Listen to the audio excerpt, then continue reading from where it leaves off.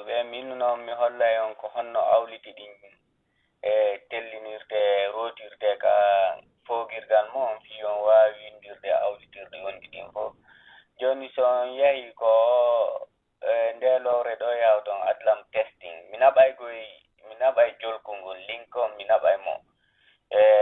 komi naɓi wo vidéo ɗon haray yo naɓay ɓe sakitay ɓeɓen yo sakitude link on mi holla on tun ɗo woni on yahoyay ɗo ka download ɗo on yiyay noto sans ADLaM de guluje ɗiɗi nogay 2020 juin ko tokkodirɗi ɗin ni ko ɗiɗo sakkiti yaltude ɗo o hikkiɗo ɗo ɗiɗo ko tekkuɗi ɗin fayɗi ɗin oɗo ko ɗi tokkodira ɗin fayɗi majji on joni noon o juin 2019 ɗo ɗiɗo fof ko kiɗɗi ɗiya ɗin joni ko ɗiɗo ɗi 2020 ji ɗo 2019 ji ɗo ɗiɗi siɗon faala kesi ɗin ko ɗiɗo ɗiɗi ƴettoton haray mi naɓay ngurɗo jolku kala ko mi naɓata o vidéo ɗo ko ɗum ɗo ɗibboton son ɗibbi ɗo min miɗan mari ɗi ka nder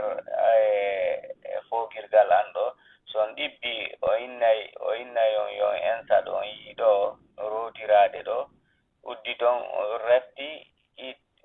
ko mami ittaɗi ko ɗo yawton jetton ɗi ɓarmi miɗan jogiiɗi mi haton jina jippingol ɗi joni son rotiri ɗi ɗo on yahi ka word mon ɗo siɗon windude ko ɗo yawton ɗaɓɓiton on yi noto ADLaM new keso on noto ADLaM on juin on suɓoto ɗon hutoronɗi no wowuɗon no hutorde awliti hedditiɗi ɗin wona fulfulde a yesata fulfulde pula haray ko ɗum ɗo mi naɓay nguɗo jolku inon ngu jolku ɗo link ɗo mi naɓoyay mo kala ko mi naɓata ɗowɗu ngun joni haray musidɓe tedduɓe ko ɗum ɗon marno komi holla on ko yoyti onon landiɓe ɓen ka yewtere men ka restirre feƴƴunde ɗo haray ko ɗum ɗo mi mari ko mi holla on ɗo si gogo on heyɗintinay windows mo addon mo ka windows sakkitiɗo ɗo son faala hettude piiji ADLaM wonɗi ɗin fof nder ton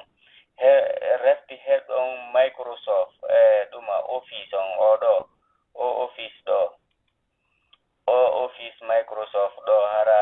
Outlook no ton Word Excel kono hara ko 2019 makko on kono ila 2016 ni no golla 2016 ila on ɗon gompirto ɗon on version ɗon ino golla kono ɓuray ɗo on gollude ko omo 2019 ɗo ma Microsoft 365 temettati capanɗe jeego e joyi on non ko fii jogiiɓe hakkisu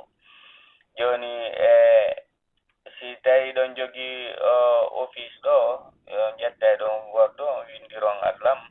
wano ƴiya haalaji fof tigi tigi no gollirte no joni haray ko ɗum marno ko mi holla on mi naɓay ɗi nokku kata jolku ko hendoto ɗon awlitirɗi ɗi on rewray ɗo cippi non awlitirin fof assalamu aleykum wa rahmatullahi wa barakatuh